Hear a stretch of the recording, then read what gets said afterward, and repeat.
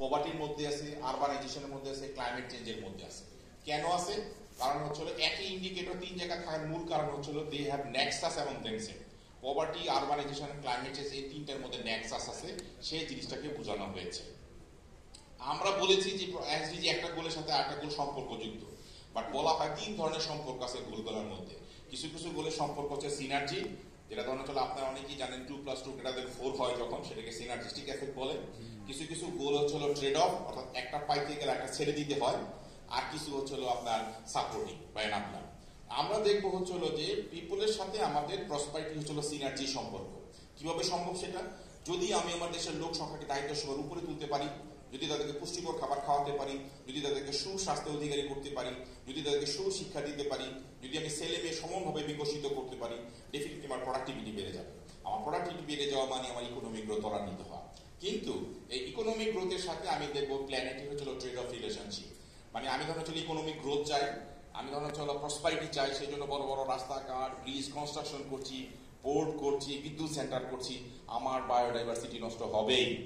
ওকে, এই জায়গাটাতে হচ্ছিল সাস্টেনেবিলিটি সবচেয়ে আলোচিত বিষয় হচ্ছে how you are tackling the trade off relationship between prosperity and planet.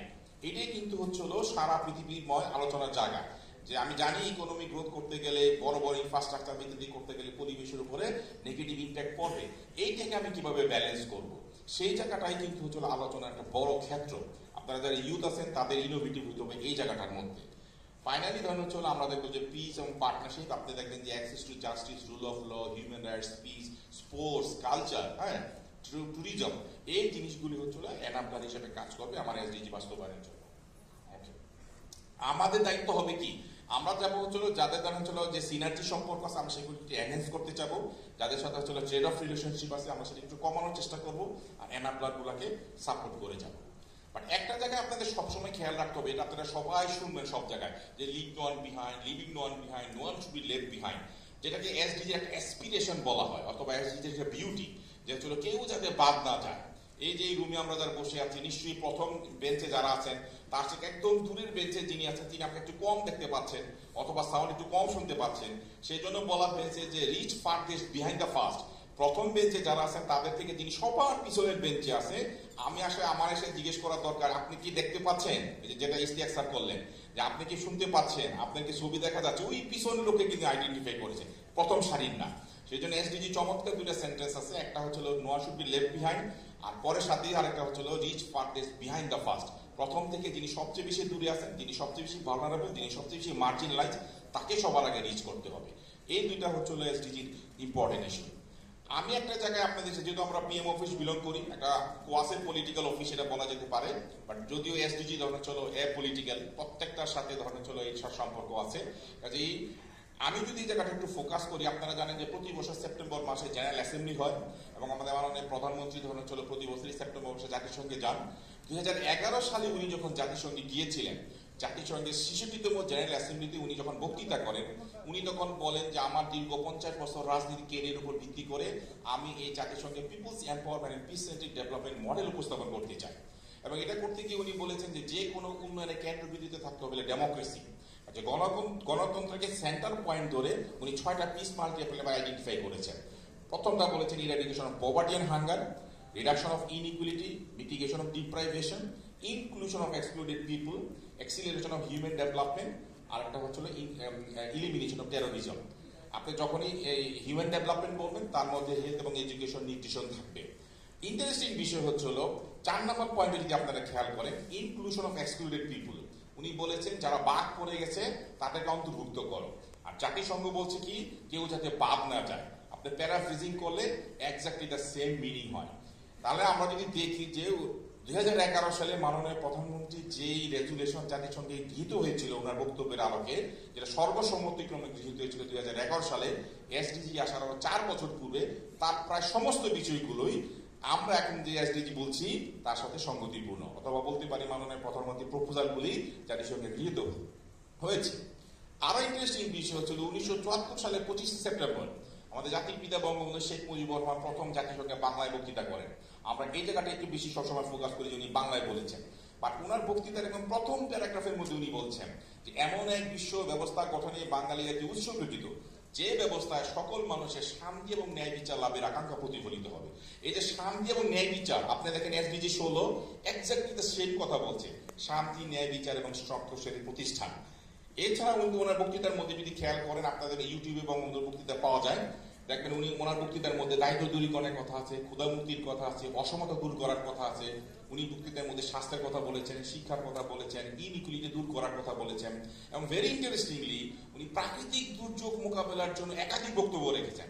কারণ ওই সময় ধরনের 70-এর ঘূর্ণিঝড়ের পরে বাংলাদেশকে সারা পৃথিবীতে ঘূর্ণিঝড় প্রবণ দেশ হিসেবে, এবং সেই ঘূর্ণিঝড়ে ধরনের প্রচুর লোক মারা গিয়েছিল, সেটাকে ট্যাকেল করার জন্য, এই প্রাকৃতিক দুর্যোগ মোকাবেলার জন্য উনি একাধিক বক্তব্য রেখেছেন। 2-3টা সেন্টেন্স আছে ওনার সেই বক্তৃতার মধ্যে। এবং ভেরি ইন্টারেস্টিংলি হচ্ছিল এসডিজি 3টা গোলের মধ্যে এই প্রাকৃতিক দুর্যোগ মোকাবেলার কথা বলা হয়েছে, 1, 11, 13। কাজে আমরা যদি এভাবে সামারি করি যে 1974 সালের 25শে সেপ্টেম্বর আমাদের জাতির পিতা বঙ্গবন্ধু শেখ মুজিবুর রহমান একজন বিশ্ব নেতা হিসেবে অথবা দূরদেশী নেতা হিসেবে উন্নয়নের যে সমস্ত বিষয়বস্তুর উপর অন্যান্য দেশের দৃষ্টিভঙ্গি আকর্ষণের চেষ্টা করেছেন, তার প্রায় সকল বিষয়গুলো আর still relevant in the development discourse of nowadays. এখন ধরে হচ্ছিল যে আমরা যে 2015 সালে এসডিজি গৃহীত হলো, তার পরবর্তী থেকে আমরা কি কি কার্যক্রম গ্রহণ করেছি আমি জাস্ট একটু ছোট করে আপনাদের দেখাই, কারণ সময় এখানে খুবই সংক্ষিপ্ত, আমি জানি আমাকে 15 মিনিট বলতে বলা হয়েছে। কাজেই এর মধ্যে ধরনের হচ্ছিল যে আমরা দেখবো যে ownership of the honour prime minister, কারণ এটা ধরনের হলো আপনারা খুবই, এটা কিন্তু উনি ইউনিক অধিকারী, ইউনিক অপরচুনিটি যে 2000 সালে যখন এমডিজি গৃহীত হয়, মাননীয় প্রধানমন্ত্রী শেখ হাসিনা তখন বাংলাদেশকে জাতিসংঘে রিপ্রেজেন্ট করেন। আবার 2015 সালে যখন এসডিজি গৃহীত হয় জাতিসংঘে, তখনও মাননীয় প্রধানমন্ত্রী শেখ হাসিনা বাংলাদেশকে জাতিসংঘে রিপ্রেজেন্ট করেন। কাজে এই পরপর 2টা গ্লোবাল গোল অ্যাডপশনের মধ্যে উনি সরাসরি সম্পৃক্ত থাকার কারণে, এবং 2010 এবং অনার্স বাংলাদেশ এমডিজিতে অনেক ভালো করার কারণে একাধিক পুরস্কার লাভ করেছেন মাননীয় প্রধানমন্ত্রী, যে কারণে ওনার মধ্যে এক ধরনের চ্যাম্পিয়নশিপ বিল্ড হয়েছে, এবং উনি ফিল করেন যে আমরা এমডিজিতে ভালো করেছি, কাজে এসডিজিতে আমাদের ভালো করতে হবে। কাজে এই এসডিজি ভালো করার পিছনে কিন্তু আপনাদের মতো যারা ইয়থ ফোর্স যারা আছেন, যুবক শ্রেণী যারা আছেন, তাদের কিন্তু একটা বড় ধরনের ভূমিকা আছে, সেটা আমি একটু পরে দেখানোর চেষ্টা করবো। কাজে আমাদের যে 8-5 ইয়ার প্ল্যান, সেটার মধ্যে এসডিজি কে অ্যালাইন করা হয়েছে, আমরা মন্ত্রণালয়গুলিকে লিড, কোলিড, অ্যাসোসিয়েট এভাবে ভাগ করেছি, মন্ত্রণালয়গুলি অ্যাকশন প্ল্যান করেছে, আমরা ডেটা গ্যাপ অ্যানালাইসিস করেছি, আমরা মনিটরিং ফ্রেমওয়ার্ক করেছি, কোথা থেকে কোথায় যেতে চাই সেই জিনিসগুলো আইডেন্টিফাই করেছি। এসডিজি ট্র্যাকার, আপনারা যদি যে কোনো সাধারণ লোক এই ঘরের মধ্যে যারা আছেন, ইভেন আপনি যদি মোবাইলে ট্র্যাক দেন, এখন sdg.gov.bd, আমার এসডিজি স্ট্যাটাস কোথায়, এই গোলে আমার অবস্থান কি, সাধারণ লোকজন যে কেউ দেখতে পারবেন। আমরা ফাইন্যান্সিং স্ট্র্যাটেজি করেছি এসডিজি বাস্তবায়নের জন্য কি পরিমাণ রিসোর্স লাগবে। আমরা ধরুন চলো আমাদের যে সারা সরকারি কর্মকর্তা আছেন তারা ফাউন্ডেশন ট্রেনিং করেন, সেই জায়গার মধ্যে মডিউল ঢুকানো হয়েছে এসডিজি ট্রেনিং এর মধ্যে, যাতে সবাই এসডিজি নিয়ে একটু অ্যাওয়ার হয়।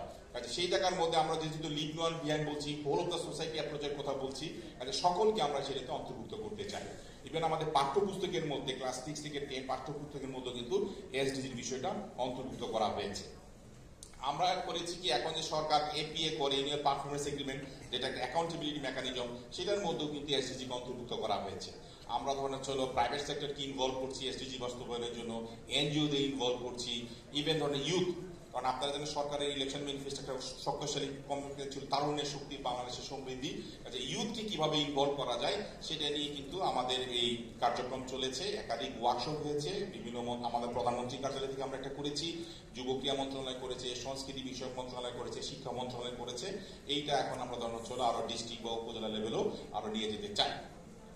তারপর ধরনের হলো যে এখন আমরা যে গত 7 বছর পার হলো আমাদের পারফরমেন্স কিরকম এসডিজি বাস্তবায়নে, তাহলে দেখবেন যে 2017 সালে আমাদের র্যাঙ্কিং ছিল 120, আর 2023 আমাদের র্যাঙ্কিং হচ্ছে 101, অর্থাৎ আমরা 19 ধাপ অগ্রগতি লাভ করেছি। আসলে আমাদের অবস্থান আরো ভালো হয়েছে। 2017 সালে আমরা 100-এর মধ্যে পেয়েছিলাম 56, আর 2023 সালে পেয়েছি 65.9। র্যাঙ্কিং এ যদি আরেকটু ভালো করে বলি তাহলে 2017 সালে 157টা দেশের মধ্যে আমরা 120তম ছিলাম, আর 2023 সালে 160টা দেশের মধ্যে আমরা 101তম, মানে আমাদের পিছনে ধরুন আরো 65টা দেশ আছে। এবং আমরা যদি তুলনা করি আমাদের আশপাশের দেশের সাথে, ডেফিনিটলি দেখবেন যে বাংলাদেশের র্যাঙ্কিং 101, ইন্ডিয়া 112, পাকিস্তান হচ্ছে 128। আমরা বলতে পারি যে ইনশাল্লাহ আমাদের অবস্থান, আমাদের কম্পেয়ারিং কান্ট্রি যদি বলি ইন্ডিয়া পাকিস্তান, তার চেয়ে তুলনামূলক ভালো। এখন আমি যদি একটু ফোকাস করি আপনাদের জন্য, যারা ইউথ যারা আপনারা আছেন, আপনারা কিভাবে ইনভলভ হবেন, আপনাদের কি রোল আছে সেই জিনিসটা যদি আমি একটু ফোকাস করি।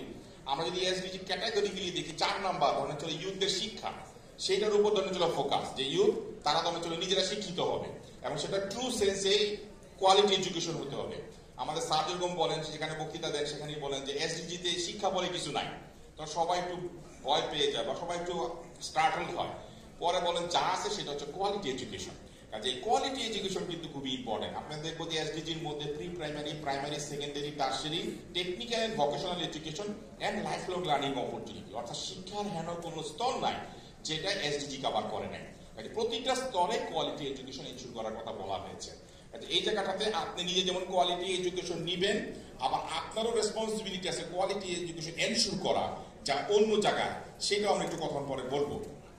আরেকটা হচ্ছে ইম্পর্টেন্ট গোল, সেটা হচ্ছে এসডিজি 8, যেখানে ধরুন এটা আপনাদের এই রোটারির সাথেও কিন্তু 8-এর গোলটা আছে, যেটা আপনাদের 6 number economic development and community level.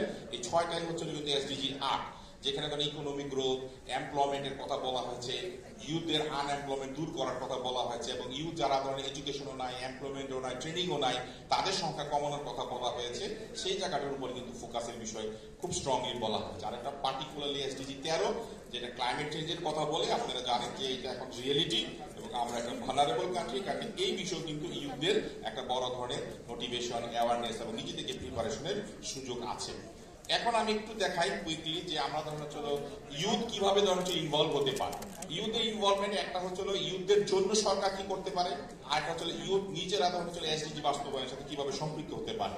সেই জায়গায় যদি আমরা দেখি যে ডেফিনেটলি আমরা যখনই ক্লাসিফিকেশন করব, সেখানে ধরুন আমরা যেমন পভার্টি ছবিটা আপনাদের দেখিয়েছিলাম, সেখানে শিশু দারিদ্র আছে, মধ্যবয়সী দারিদ্র আছে, বয়স্ক দারিদ্র আছে। যে ইউথরা জানেন ইউথ যদি পভার্টি হয়, সেই ধরনের ইউথ হচ্ছে মেন শক্তি, ইকোনমিক মেন স্ট্রেংথ। আচ্ছা সেই ইউথ যদি পভার্টি লাইনের নিচে চলে আসে, তাহলে তো ইকোনমিক স্ট্রেংথ উইক হয়ে যাবে।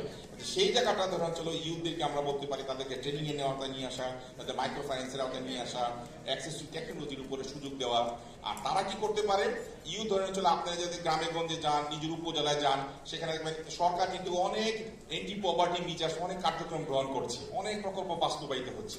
সেটার মনিটরিং এর মধ্যে আপনারা ফোকাস করতে পারেন। Monitoring of poverty relation activity ঠিক মতো হচ্ছে কিনা, আমাদের কর্মসূচির মধ্যে লেখা থাকে কোথায় কি কি কাজ হওয়ার কথা, অর্থাৎ সোশ্যাল অ্যাকাউন্টিং যেটা আমরা বলি, সেইটা ধরনের আপনারা খুব সরাসরি সম্পৃক্ত হতে পারেন। এবং আপনাদের যেহেতু আমরা বলি যে ইউথদের মেধা আমার বয়স্ক লোকের মেধার চেয়ে অনেক বেশি স্মার্ট, আপনারা আরো বেশি স্মার্টার। কাজে ধরনের নতুন নতুন আইডিয়া জেনারেট করা কিন্তু ইউথের পক্ষেই সম্ভব। কাজে নতুন কি কি পন্থা আমরা অবলম্বন করতে পারি দায়িত্ব দূরীকরণের জন্য, এই বিষয়গুলো কিন্তু আপনারা নিজেরা যখন ইউথরা 2 জন 4 জন 5 জন বসবেন, নতুন নতুন আইডিয়া কিন্তু জেনারেট করতে পারেন। একইভাবে নিউট্রিশন, যেটা নিয়ে আমরা অনেক স্ট্রাগল করি, বাট সেই নিউট্রিশনের জন্য প্রয়োজনীয়, আমরা অনেকেই মনে করি নিউট্রিশন হইতে হইলে মানে কিন্তু দামি দামি খাবার দাবার ইত্যাদি লাগবে। বাট নো, এই যে ইনফরমেশন যে আমার আমলকির মধ্যে কমন আছে, বেশি ভিটামিন আছে, এই তথ্যগুলি নিজেরা জানা এবং অন্যদেরকে জানানো, এই দুইটা বিষয় কিন্তু আপনাদের সাথে সম্পর্কযুক্ত। কাজে এই যে গার্ডেনিং করা, নিজেদের ইয়ার্ডের মধ্যে শাকসবজি চাষ করা, সেই বিষয় নিজেরা করতে পারেন। এবং নিজে যদি না পারেন, নিজের ছাত্র পেলে আপনার গ্রামে অন্য যাদের সুযোগ সুবিধা আছে সেই জায়গাগুলোকে আপনারা রেজ করতে পারেন অ্যাওয়ারনেস। স্বাস্থ্যের ক্ষেত্রে একটা নন কমিউনিকেবল ডিজিজের ক্ষেত্রে একটা বিরাট অংশ আছে ইউথদের নিয়ে, তাদের অ্যাওয়ার করা, বিশেষ করে HIV/AIDS, আমাদের চিকুনগুনিয়া, এই ডেঙ্গু, এই জায়গাগুলোতে অ্যাওয়ারনেস বিল্ডিং এ আপনারা ডেফিনেটলি সম্পৃক্ত হতে পারেন। আবার এডুকেশন, এটা আপনাদের দি গোল আমরা বলতে পারি। অবশ্যই যে কোয়ালিটি এডুকেশন এনশিওর করতে হবে, টেকনিক্যাল এন্ড ভোকেশনাল ট্রেনিং লাগবে, স্কিলের জানা। আমাদের শুধুমাত্র এডুকেশন হইলে চলবে না, এডুকেশনের সাথে স্কিলটা যদি আমরা যোগ করে দিই, তাহলে পারফেক্টলি আপনি কাজ করতে পারবেন। আর আপনারা যে নতুন আইডিয়া আনবেন, ওল্ড এজ এডুকেশনের উপর আপনারা নিজেরা ইনভলভ হতে পারেন, লিটারেসি মুভমেন্টের মধ্যে আপনারা সরাসরি সম্পৃক্ত হতে পারেন।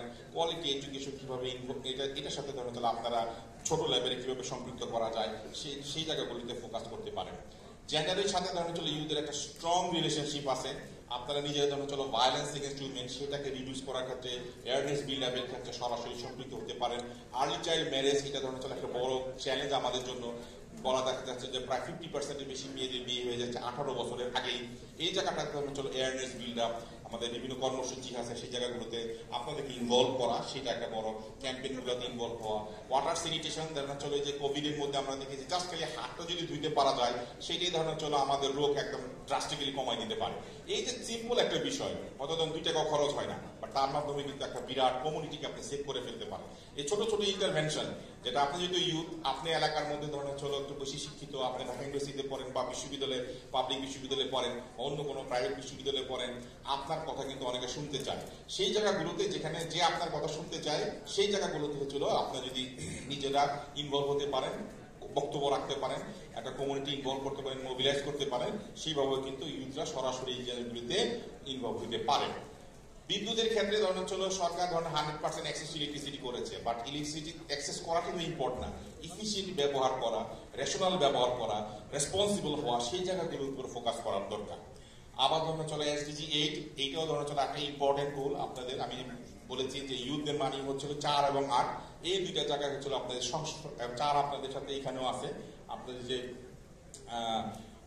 এই যে 5 নাম্বার ফোকাস যেটা এডুকেশন এন্ড লিটারেসি, এটি কিন্তু আমাদের SDG 4, কাজে আপনাদের সাথে মিল আছে 4 এবং 8। এই জায়গাতে আপনাদের বলবেন হচ্ছিল innovate entrepreneurship development for job creation.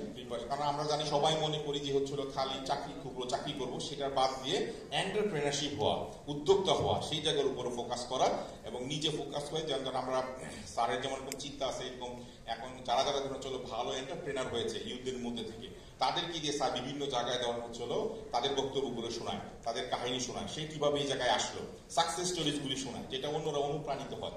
সেখান থেকে ধরুন চলো ওনারা আপনারা অনুপ্রাণিত হয়ে আবার এরকম ধরেন বা তার চেয়ে আরো অন্য রকমের ভ্যালু করে আপনারা নিজেদের মতো করে এন্টারপ্রেনারশিপ ডেভেলপ করতে পারেন। SDG 9 হয়তো সরাসরি আপনাদের জড়িত নয়, বাট এখানে আপনারা বলতে পারেন যে হচ্ছিল ইনোভেশন করতে হবে, আমাদের রিসার্চ এন্ড ডেভেলপমেন্টের উপর গুরুত্ব দেওয়ার কথা বলা যায়। কারণ আপনারা যে বিশ্ববিদ্যালয়ে পড়বেন, যারা একটু একাডেমিক নেচার থাকবে, যারা একটু গবেষণা তৈরি হবেন, তারা ধরনের চলে যে SDG রিলেটেড যে সমস্ত রিসার্চ ডেভেলপমেন্ট আছে সেই জায়গাগুলোতে ফোকাস করতে পারে, যে কিভাবে পরিবেশকে সহনীয় মাত্রায় রেখে আমি আমার উৎপাদনশীলতা বাড়াইতে পারি, কিভাবে পরিবেশকে সহনীয় মাত্রায় রেখে আমার ধরনের হলো ইকোনমিক ডেভেলপমেন্ট করতে পারি। সেই জায়গাগুলোতে ধরুন চলো আমাদের কিন্তু আরো অনেক গবেষণার প্রয়োজন আছে আমাদের বিশ্ববিদ্যালয়ের পর্যায়ে।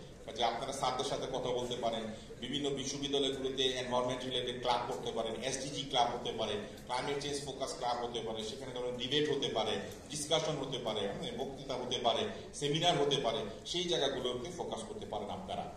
ইনইকুয়ালিটি দূর করা, ডেফিনেটলি সরকার ধরনের চলে অনেক ব্যবস্থা নিচ্ছে। আপনারা দেখবেন যে সরকার তার বাজেটে প্রায় 1/5 বিভিন্ন সোশ্যাল সেফটি নেটের পিছনে ব্যয় করে, কিন্তু যে পরিমাণ ভ্যালু অ্যাড করার কথা সেই পরিমাণ করে না।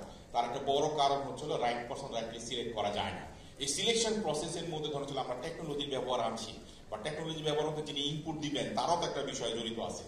সেই জায়গাগুলোতে সিলেকশন প্রসেসে কিন্তু আপনি খুব ভালো জানেন আপনার কমিউনিটির মধ্যে আসলে কার সোশ্যাল সেফটি নেট পাওয়ার কথা, সেটা ধরনের চলে আপনি মেম্বারশিপকে গিয়ে বলেন যে ও বাদ করলো কেন, ওর নাম তো ঢোকা দরকার।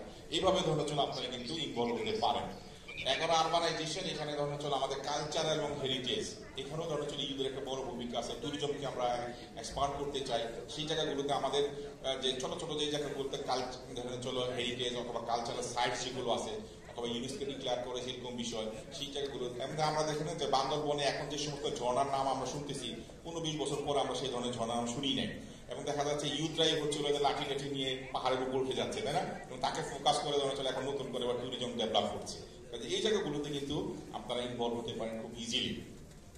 আরেকটা হচ্ছিল রেসপন্সিবল কনজাম্পশন এন্ড প্রোডাকশন। এই জায়গায় হচ্ছিল সবচেয়ে বড়, যে আপনারা সবাই নাস্তা পানি খাচ্ছেন, খাওয়ার পরে এটা কোথায় ফালাবেন, এটা এই যে ওয়েস্টেজ হচ্ছে কিনা, এবং আমাদের একটা বড় হচ্ছিল কিন্তু ওয়েস্টেজ করা, যে অপচয়।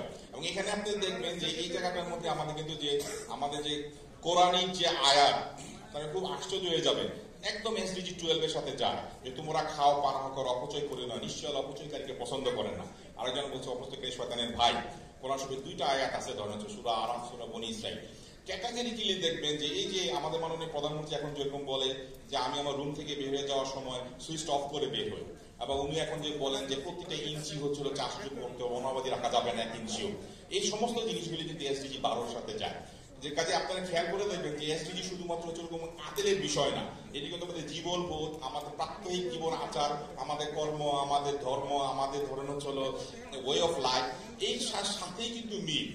এইটাকে ধরুন হচ্ছিল জীবন বোধের সাথে যোগ করতে পারাটাই হচ্ছিল সবচেয়ে বুদ্ধিমানের কাজ। আমরা সেটা যদি করতে পারি, সবাইকে এর সাথে ইনভলভ করতে পারি, তাহলে কিন্তু দেখবেন হচ্ছিল এসডিজি বাস্তবায়নে এমডিজির মতো আমরা যেরকম ভালো করেছিলাম, সারা পৃথিবীতে মাননীয় প্রধানমন্ত্রী পুরস্কৃত হয়েছিলেন, এসডিজিকেও কিন্তু আমরা সেভাবে যাবো। আমাদের মুখ্য সমন্বয়ক স্যারের চিন্তা কিন্তু এটা, উনি ইউথ যে সচিব ছিলেন, যুব ক্রীড়া মন্ত্রণালয়ের সচিব ছিলেন, সেজন্য উনি খুবই ইউথ বান্ধব, ওনার চিন্তা ভাবনার মধ্যে অলওয়েজ ইউথ কাজ করে।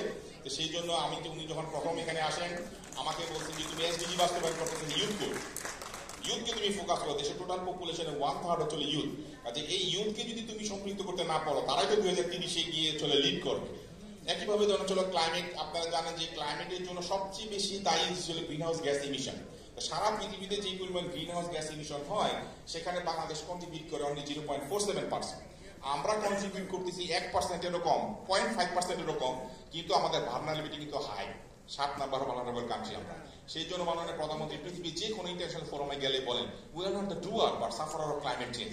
কাজে পরিবেশকে জিও পার্টাইজ করে দিয়ে এখন তোমরা যারা উন্নত সমৃদ্ধ দেশ হয়েছ, তোমাদের দায়িত্ব হচ্ছিল আমাদের মতো ভার্নারেবল কান্ট্রিকে দেখভাল করা।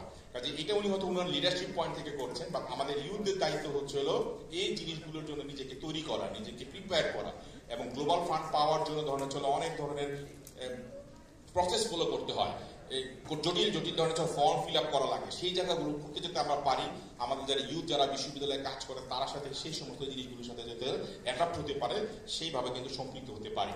14 নম্বর দেখেন লাইফ বিলো ওয়াটার, যে সমুদ্রের কাজ। আমরা যখন অনেক সময় আমাদের বিভিন্ন দেশে দেখি যে সি বিচ গুলাতে ইউথরা নিজেরা পরিষ্কার পরিচ্ছন্ন রাখে এবং সেটা ধরনের টুরিস্টদের অ্যাট্রাক্ট করে এবং ভলান্টারিলি করে, এবং এই জিনিসগুলোর মধ্যে কিন্তু আপনারা সপ্তাহে একদিন বা মাসে একবার এরভাবে কিন্তু ভলান্টারিলি কিন্তু সেই কাজগুলি করতে পারেন।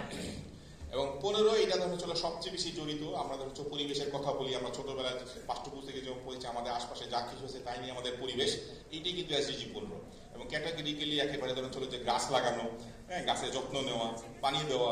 এবং এটাও দেখবেন যে আমাদের কোরআনিক যে আয়াত, মহম্মদ সাল্লাল্লাহু বাণী আপনি যদি দেখেন, তাহলে দেখবেন যে এই যে গাছ যিনি লাগাইছেন, সেই গাছ যদি কোনো মানুষ খায় অথবা কোনো পশু পাখি খায়, সেটাও সদকায়ে জারিয়া হবে।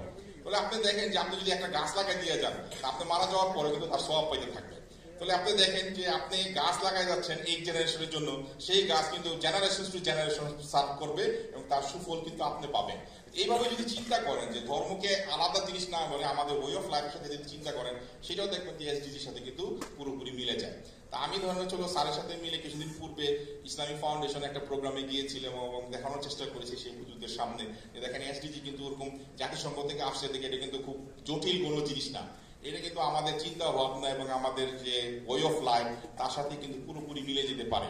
সেভাবে যদি চিন্তা করতে পারেন, এসডিজি 16-তে দেখবেন যে access to justice, rule of law, জাস্টিসের কথা ধরেন ক্যাটাগরিক্যালি আমাদের কোরআনের মধ্যে একাধিক আয়াত আছে, ন্যায় বিচার নিশ্চিত করতে হবে, এবং ইসলামের বিউটি হচ্ছিল ন্যায় বিচার।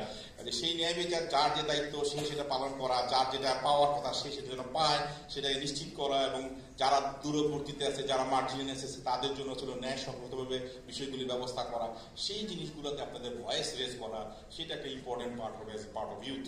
ফাইনালি পার্টনারশিপ, প্রত্যেকের সাথে প্রত্যেকের পার্টনারশিপ থাকবে।